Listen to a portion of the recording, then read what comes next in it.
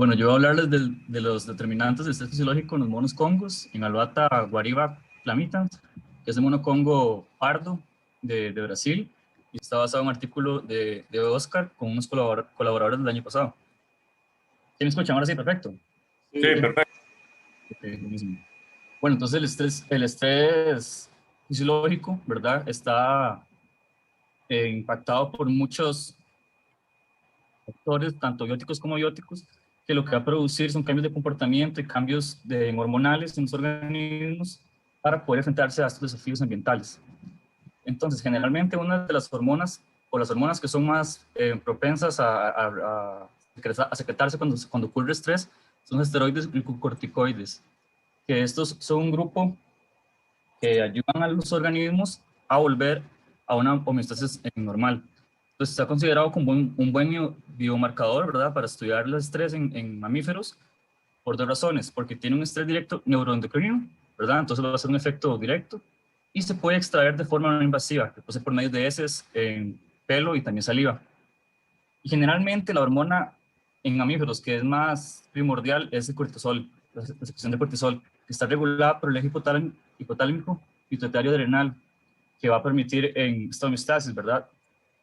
Entonces, hay ciertos factores a niveles generales en primates y muchos otros organismos que van a afectar el estrés, que es la disponibilidad de alimento, ¿verdad? La frecuencia que está ese alimento, el cambio que va a haber, las condiciones climáticas, si son adversas, los estados reproductivos, por ejemplo, estados reproductivos de una hembra no reproductiva a pasar a una hembra reproductiva y lactante, son en exigencias energéticas, ¿verdad? Para que esta hembra pueda cumplir con su rol de madre, y también puede haber competencias y operaciones que pueden estar sobre todo influenciadas por el tamaño de hábitat. Entonces, hay dos tipos de estrés, que está el estrés agudo y el estrés crónico, que se ha considerado que el estrés crónico son sumas, digamos, de diferentes estrés agudos que se van acumulando en el tiempo, que van siendo más frecuentes, pero no se ha encontrado una asociación directa entre estrés crónico y los glucocorticoides. Entonces, generalmente los estudios se hacen con estreses agudos, o sea, con estreses en pocos periodos de tiempo relativamente cortos, ¿verdad? Entonces, se ha podido constatar de que con estrés agudo hay alostasis, que es básicamente volver a una homeostasis normal. Entonces, se libera esta secreción de hormonas que permite que el organismo pueda luchar o pueda ser resiliente contra las adversidades ambientales y estar entre comillas, en condiciones normales.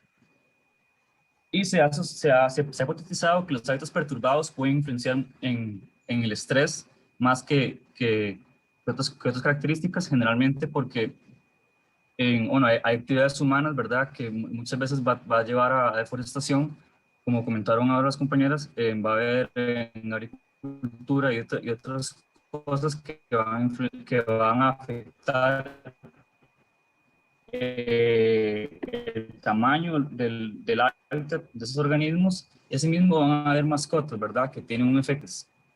También en otro estrés es la demanda nutricional. Como les ha mencionado, en hembras puede haber este cambio, ¿verdad?, reproductivo, entonces va a haber una demanda energética, y también en el consumo de frutos. Generalmente los albatas son herbívoros, ¿verdad?, pero también pueden comer frutos, y los frutos van a proveer más energía. Entonces, estos cambios de disponibilidad de alimentos que van a haber va a ser un estrés fisiológico durante el tiempo. Y este tipo de estrés se miden por metabolitos de glucocorticoides fecales. Es una tabla básicamente de otros estudios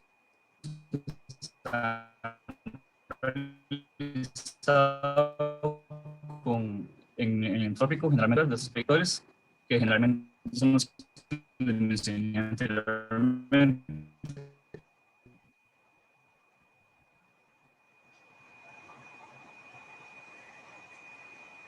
Gabriel, Bueno, y el estrés en el mono congo marrón se ha visto que está influenciado relativamente con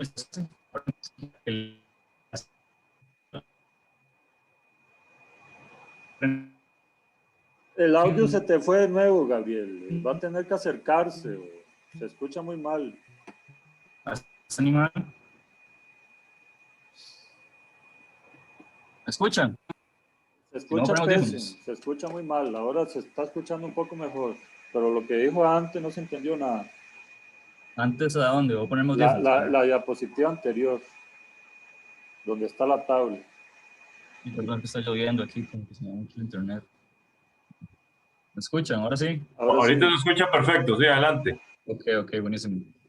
No, nada, aquí en esta tabla son estudios anteriores que se han hecho con monos neotropicales, generalmente con el género Alouatta, donde se ven ciertos predictores que les mencioné anteriormente que pueden generar estrés, que hay correlaciones negativas y positivas.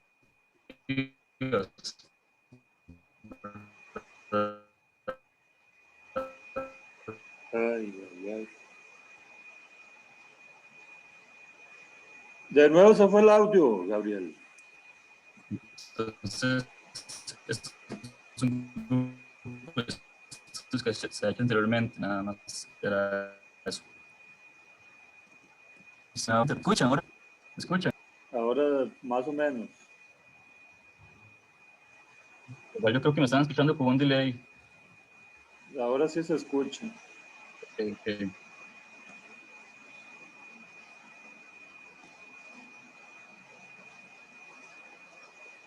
Bueno, entonces hay ciertos tipos de factores que están relacionados positivamente para el mono congo marrón, que es el tiempo que utiliza para desplazarse, ¿verdad? Entre árboles, la exposición a perturbaciones urbanas, en factores sociales, ¿verdad? O factores individuales que tienen que ver cómo se relacionan esos organismos entre sí en respecto al grupo y cómo se compone el grupo. Esto influye también en nivel de estrés. Y también el aumento de demanda de nutrientes, ¿verdad? Que va a ser afectado por los cambios que hay anuales y también por los cambios reproductivos que van a sufrir. Entonces, este es el Congo, que es Alouatta guariba clamitans. Es un Congo parecido al de acá, solo que bastante marrón, bastante distinto a la coloración. Y tiene tres características que lo hace bastante útil para estudiar estrés.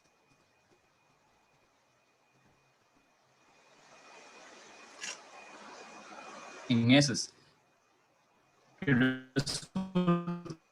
es endémico de la Atlántica brasileña, que es un genio de 50 de altura, de incluso 20 grados durante ciertos periodos durante el año. Entonces, este mono va a estar expuesto a muchas condiciones que lo van a estresar o van a resultar en algún cambio de comportamiento, cambio de hormonas. Entonces, en este estudio, la metodología básicamente fue aquí en la Mata Atlántica, donde hay parches grandes, que son estos, parches muy pequeños que pueden ver que están inmersos casi que en zonas urbanas, periurbanas. Se utilizaron grupos que eran más o menos de 7 a 12 individuos, donde había al menos una hembra lactante. Y lo que se hizo fue extraer las muestras fecales donde se extrajeron las hormonas. Y se encontró que hay ciertos factores que influyen en el estrés del mono aullador, pero no todos los que se habían considerado anteriormente. Resulta que los que son más impactantes en este Congo es el estado reproductivo y el sexo.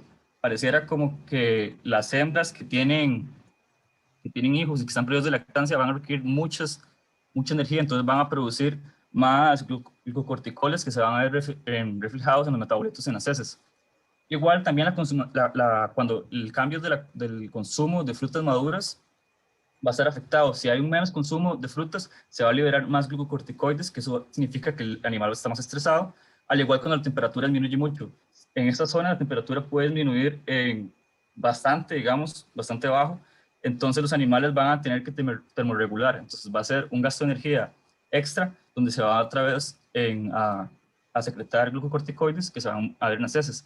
Sin embargo, el grupo, o sea, el tamaño del grupo y la hora de colecta, asimismo como el tamaño del parche, no tienen una influencia o un efecto directo en el estrés del mono aullador. Y aquí en este gráfico pueden ver, no importa, aquí en este gráfico pueden ver que las hembras que están lactantes, ¿verdad? Que tienen crías en su momento, liberan, esos son los metabolitos de corticoides fecales. Hay más presencia de esos metabolitos en las heces de las hembras que están lactantes, ¿verdad? Y eso se explica por eso mismo, ¿verdad? Que las hembras van a necesitar mayor energía, entonces al producir estos glucocorticoides va a aumentar la glucosa en sangre y va a restaurar la homeostasis, lo que le va a permitir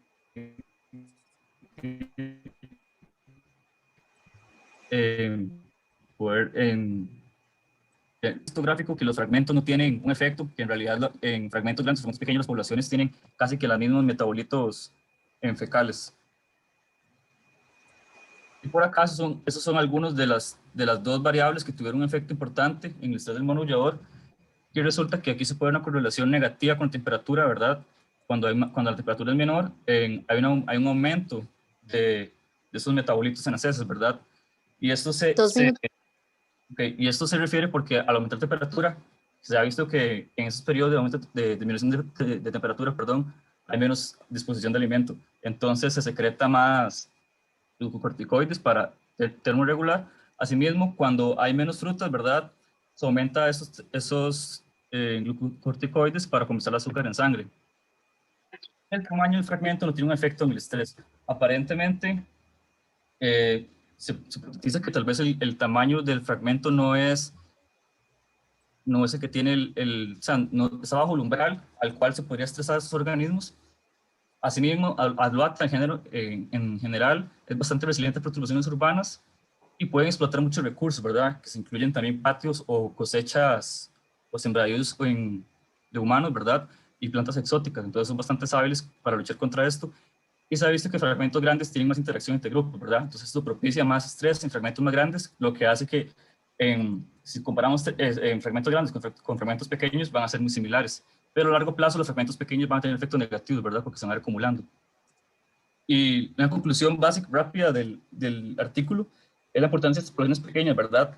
Vimos que el tamaño del parche no es importante, no afecta tanto el estrés, afecta de la misma forma, pero estos pequeños parches mantienen poblaciones con disponibilidad de alimentos, disponibilidad de refugio. Entonces, si hay cierta interacción entre parches pequeños, entre poblaciones pequeñas con poblaciones grandes, van a ser bastante importantes en términos de conservación, conservar esas áreas pequeñas, porque va a aumentar la diversidad genética y probablemente la diversidad la proporción de refugios y de alimento. Eso sería.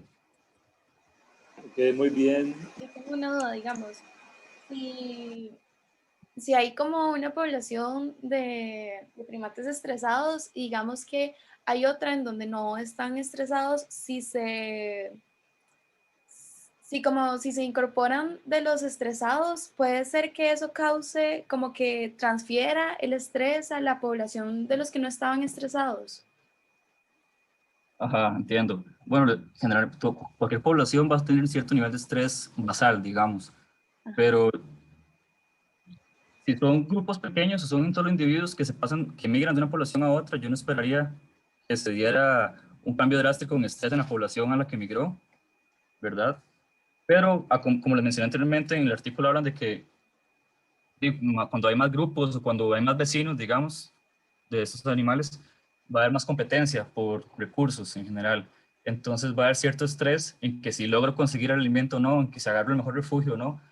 Entonces, si son individuos, yo pensaría que no va a generar mucho estrés en la población a que migra, pero si es una población, o sea, son grupos pequeños, ¿verdad? Son grupos de 7 y 11. Entonces, si ya solo con que migren 5 individuos, ya hay competencia.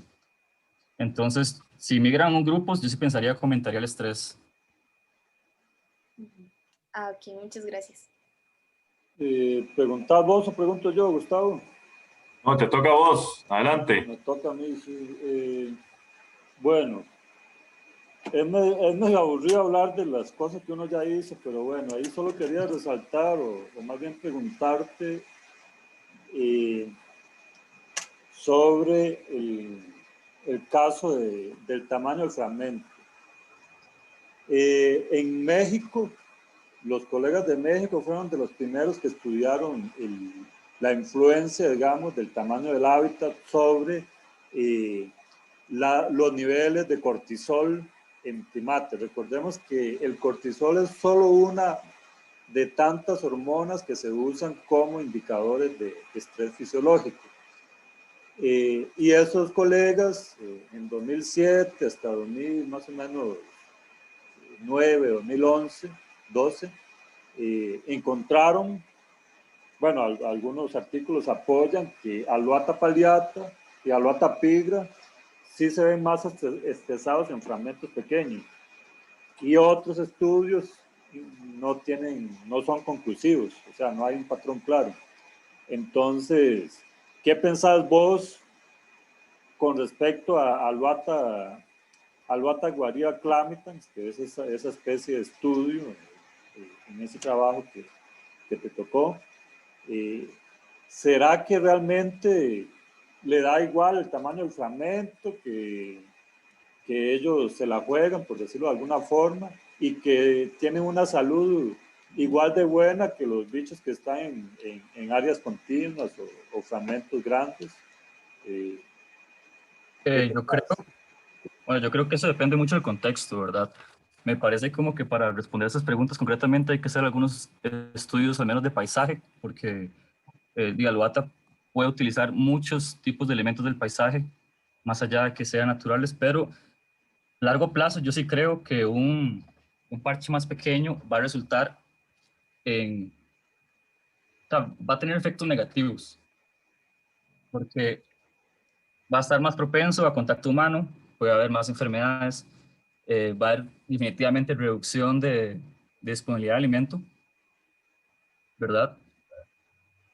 Y también, o sea, si no hay conexión con otro grupo o con otro parche de bosque, se va a reducir mucho las probabilidades genéticamente, al menos, de que esa población pueda sobrevivir. Digamos, yo sí creo que tiene un efecto, aunque sean resilientes y puedan sobrevivir y puedan mantenerse relativamente bien en parches pequeños, a largo plazo va a tener un efecto negativo. Muy bien, bueno, entonces ahí el punto al que quería llegar es que el cortisol es solo uno de los tantos indicadores que es necesario evaluar para saber cómo la fragmentación en este caso puede afectar o no el comportamiento y sobrevivencia de esos animales. Y en el caso del cortisol, que fue lo que se midió en ese trabajo, pues parece que con respecto al cortisol no hay un efecto significativo. Pero otras variables que no fueron evaluadas,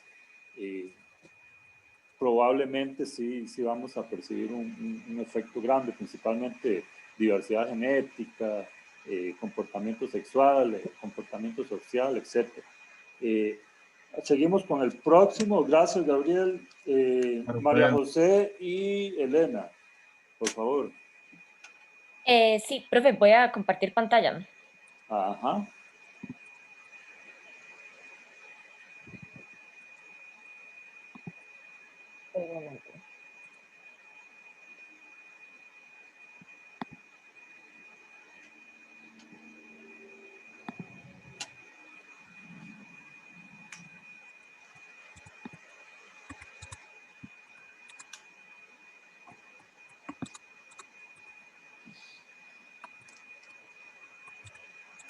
No la estamos viendo todavía.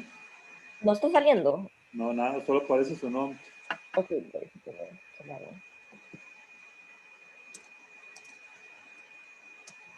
si no, Marico, Sí, mejor sí. lo hace usted mejor porque no sé por qué no me está sirviendo.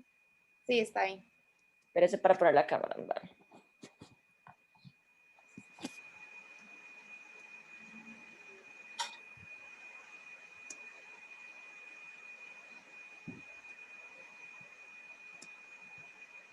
¿Ya se ve? Sí, la suya sí se ve. Espere para poner el video.